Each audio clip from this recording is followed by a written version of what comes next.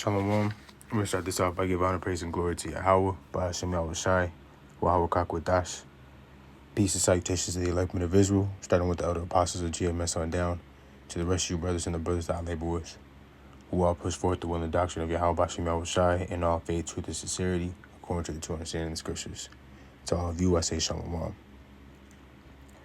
So this is Sirach 5, verse 11.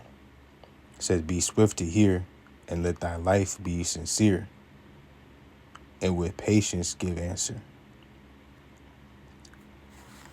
So it's going to be a lesson just going into,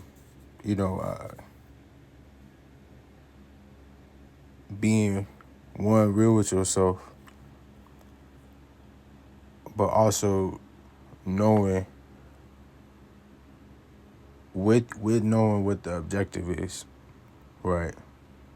Which is to save your soul, to receive that salvation, and to be put in position, Salakia, to be put in position to where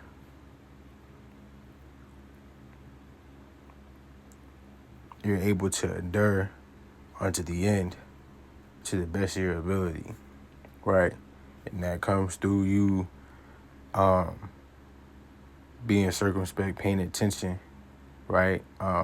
Being conscious, right, of your position, your positioning, right, your situation, proving your soul and seeing what's good and evil for it, right? Seeing what is specifically expedient for you, right? And the brother Pada, he had did a lesson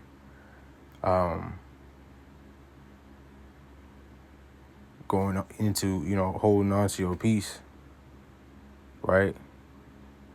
Moving in a way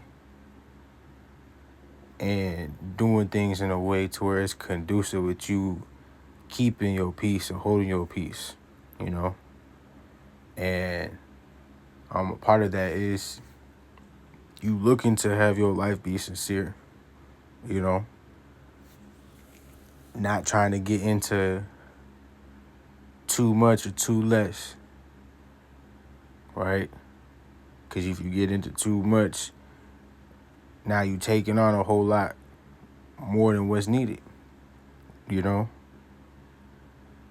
So much to the point to where it can go on to destroy you.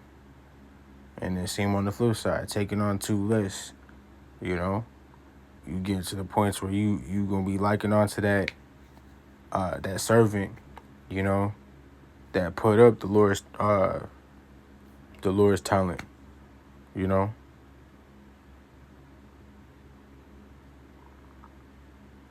to where everything is taken from you, including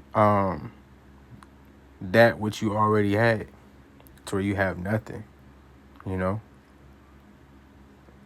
Ultimately looking to make sure that you holding on to your crown and keeping it, right? And not letting nobody take your crown. So, jumping into this, I'm going to get Sirach 4 and verse 20. It says, "Observe the opportunity and beware of evil, and be not ashamed when it concerneth thy soul." You see? So, you got to make sure that you being observant, right? And real quick, I'm going to just get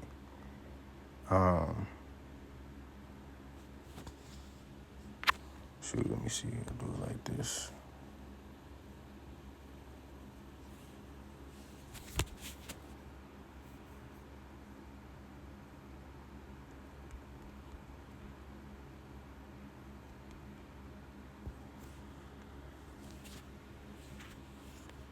Observe. Observe. So this is observing the Google. It says, notice or perceive something and register it as being significant.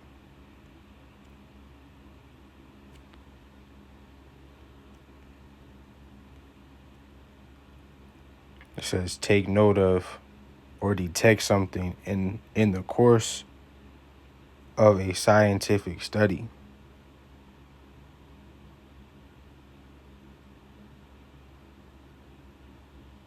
It says fulfill or comply with a social, legal, ethical, or religious obligation.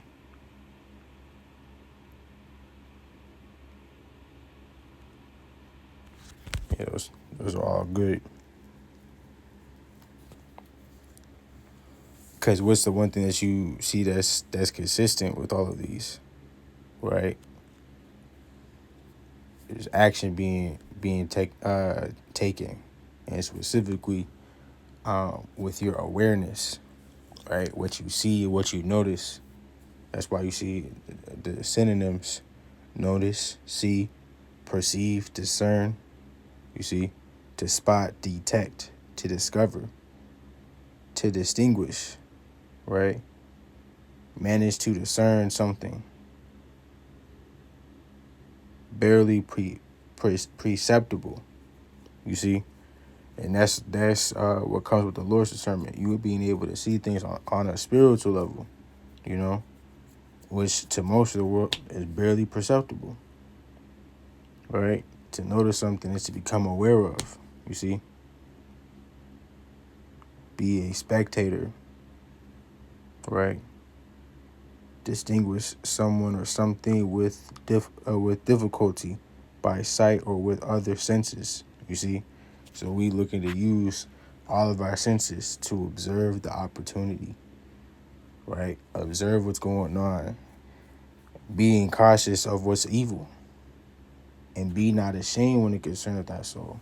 So if something that is evil onto you, right, where it's going to be disrupting your peace versus helping you to keep it, that's something that you want to flee from. That's something that you want to put away, you know?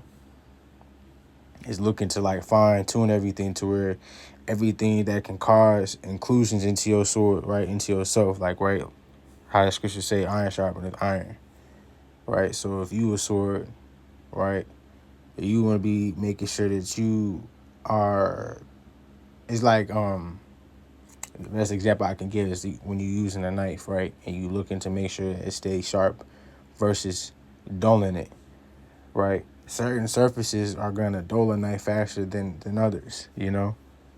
It's like if you put a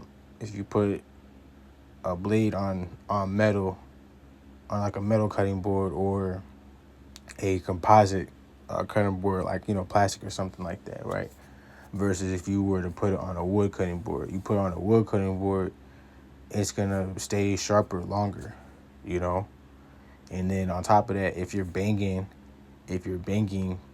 the blade onto something that's hard like metal, right? You can chip it, dent it, you know. Ultimately, you're stripping away its sharpness. So the sharper you are, the more that you're able to hold on to your soul, you know.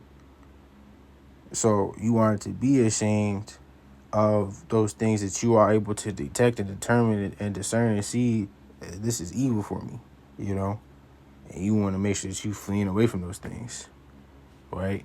It says, for there is a shame that bringeth sin, and there is a shame which is glory and grace. You see, and that's a beautiful point, because we don't want that shame that bringeth sin.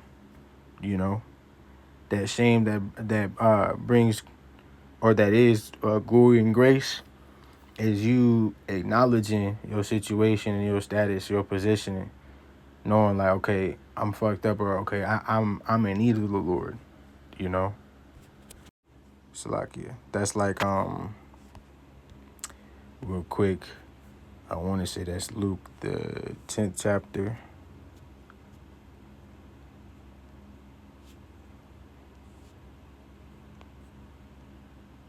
Or it might be 18. Luke 18 and 10. Yep. Yeah, this is Luke 18 and 10, right? And this is an example of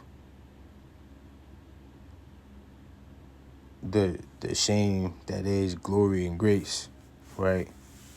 Which would be what the publican goes on to say in this account. So reading through, it says 2 men went up into the temple to pray. The one a Pharisee and the other a publican. The Pharisee stood and prayed thus with himself. And that's heavy. Because it says with himself versus praying to God or praying, with the Lord. Right? So it that makes me think of like how the scriptures say, like that prayers are an abomination unto him, and he will not hear thee. It's all about what you paying attention to, what you looking to seek, your intentions. This was all about intentions and really awareness, right? The awareness of this Pharisee and this publican. They were in two different positions, two different spirits.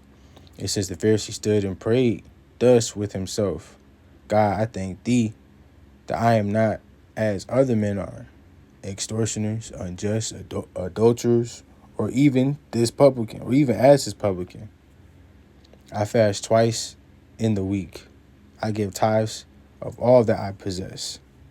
And the publican, standing afar off, would not lift up so much as his eyes unto heaven, but smote upon his breast, saying, God, be merciful to me, a sinner. You see? And then this is what the Lord go on to say. I tell you, this man went down to his house justified rather than the other. For everyone that exalteth himself shall be abased, and he that humbleth himself shall be exalted. You see? So that shame is of a humbling spirit, I just want to see if that word goes into that too. That word for humble.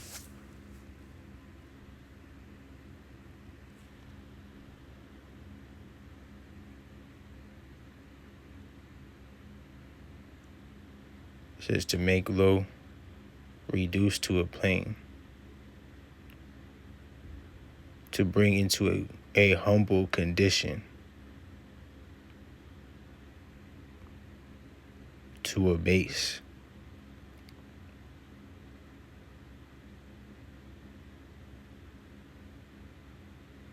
To humble or abase myself by humble living.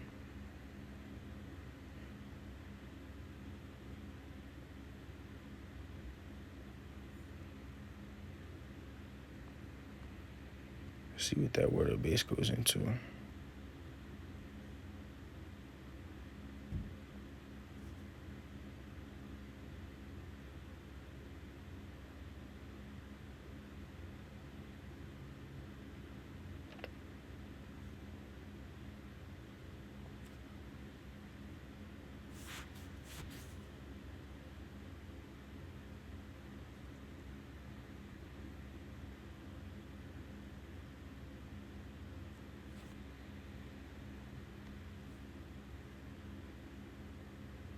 Yeah. Humiliate goes into humble. It says shame, make ashamed, to put shame, right? To chasten. You see? So it's right along. It's right along with that. So that humbling here, is taking on that shame, which is glory and grace. Because with him doing that, he put himself in a position to be exalted, and that's why he said that man went down to his house, more justified over the Pharisee. You see? So continuing here, verse 22, it says, accept no person against thy soul, and let not the reverence of any man cause thee to fall. You see? So you not to accept no person against your soul. And that means you putting your foot down and standing on the things that's of the Lord that's going to give you that peace, you know? Because ultimately, it's the Lord that's going to give you that peace and comfort, because he's the comforter. So the things that's of the Lord are the things that you want to hold to, right? The things that go against the Lord, the things that put you in position to go against the Lord, those are the things that you want to be putting off from yourself, you know? Those are the things that you want to not be ashamed of in regards to rebuking or putting away, because it's going against your soul, you know? It could jeopardize your salvation, you know? So we want to make sure that we in position to you want to always make sure that you constantly in a position to endure and to endure unto the end, more specifically, which it says right here, Sirach 2:2, let thy heart set thy heart aright. You see, aright. And to be aright is to be at peace, you know, it's to have that peace. It says, and constantly endure, and make not haste in time of trouble. You see? So you're supposed to constantly endure. It says, cleave unto him and depart not away, that thou mayest be increased at thy last end. You see? So the more that you're able to hold on to your peace, and the more that you refrain from certain distractions that can ultimately take away your peace, you building yourself to be strong, fortified in a way to where when things do become troubling, you know, you already able to endure it, because you ain't allowed none of these things to affect you, have hold over you, you know. And that's I want to say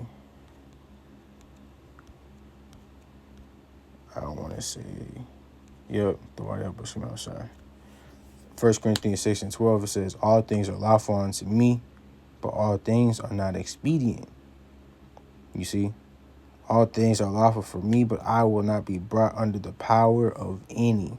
So you not looking to have anything have rule over you.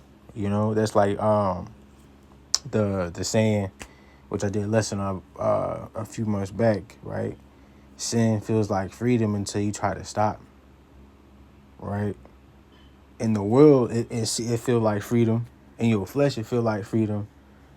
But once you have given yourself over to that thing, and you try to now refrain from it because you gave so much into your flesh, now your flesh has gained rule over your spirit, so much to the point where now it has power over you versus you having power over it.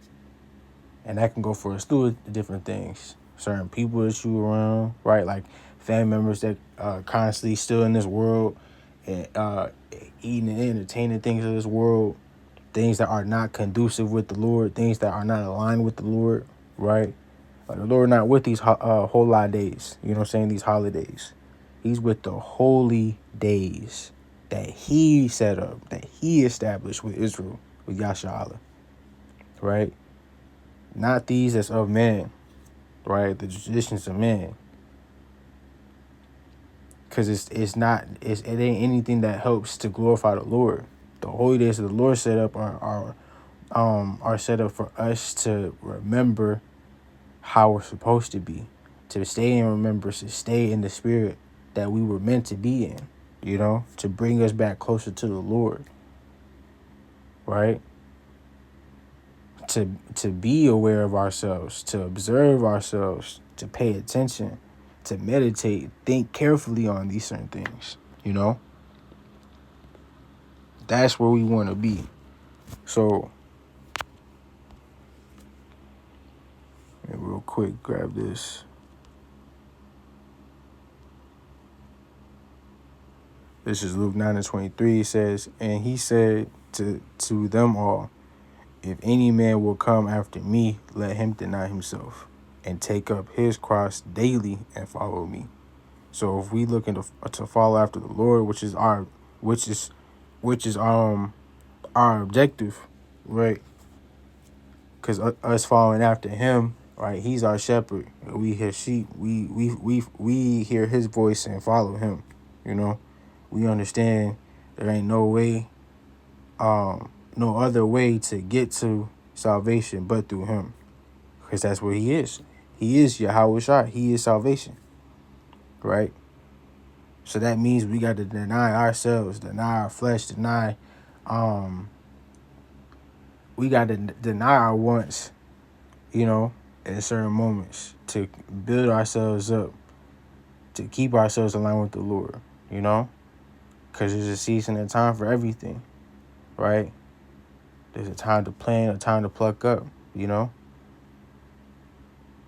So there's gonna be moments where, you know, you're able to take on more, receive more, you know, indulge in certain things. But then there's other seasons and moments where you gotta refrain, you know, because it's to build discipline, it's to build your faith, it's to prove yourself, you know, and ultimately keep you in a position to where you're able to hold on to that peace, you know. And with you doing that, you're letting your life be sincere, you know.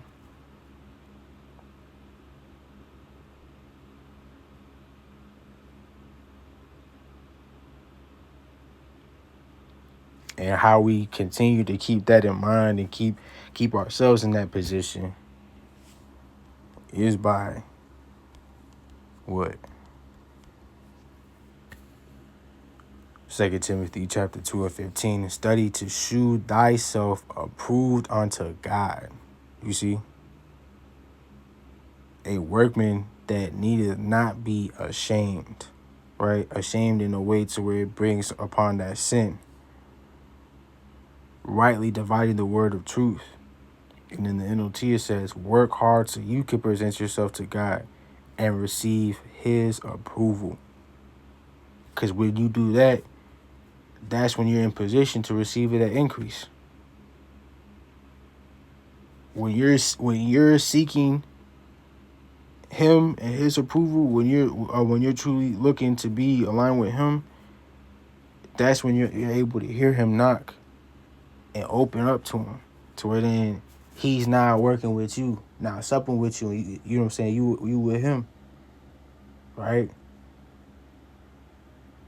Now you are laborers together, one with another, so where now he's able to help give you that peace and help you push through the troubling times to where you can endure on to the end. You see? So it's full circle, right? And it says, but shun profane and vain babblings, for they will increase unto more ungodliness. You see?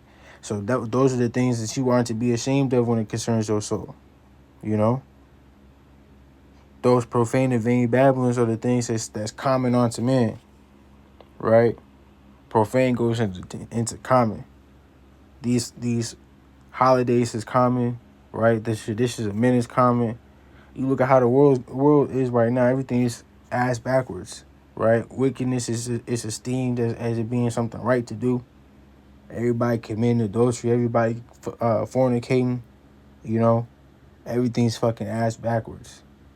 These aren't the things to be trying to have yourself be involved in, because it's just gonna bring forth more ungodliness, you know.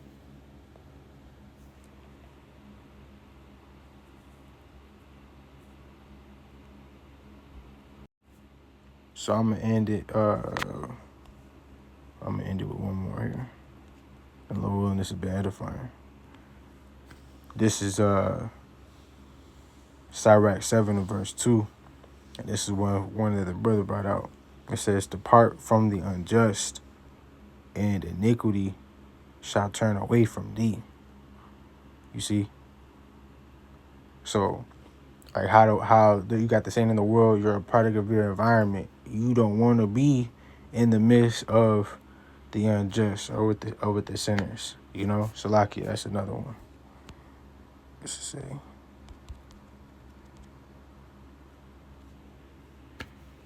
This is Sirach 11:9. Strive not in a matter that concerneth thee not, and sit not in the judgment with sinners. It says, my son, meddle not with many matters, for if thou meddle much, thou shalt not be innocent. You see? So you basically putting yourself in position to get caught up with those sinners, with you being in the midst of them, being amongst them. You know what I'm saying? Having dealings with them, right?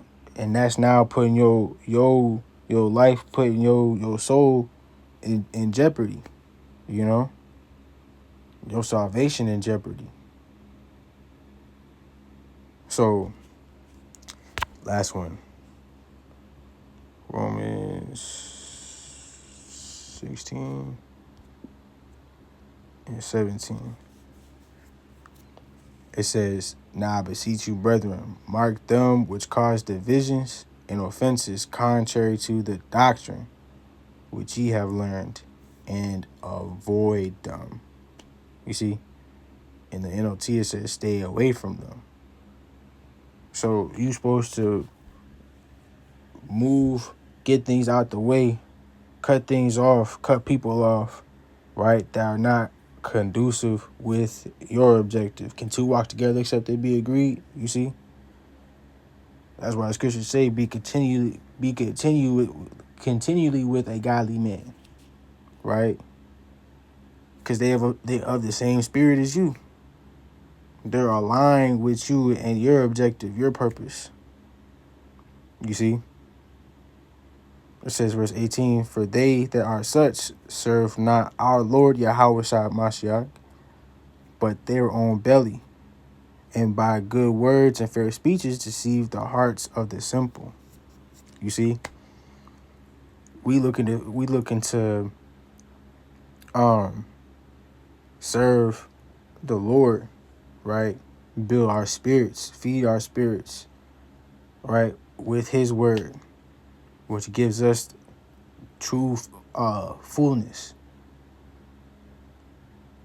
We are filled, nourished, and satisfied. We are ultimately in a position to where you're holding on to your peace, right?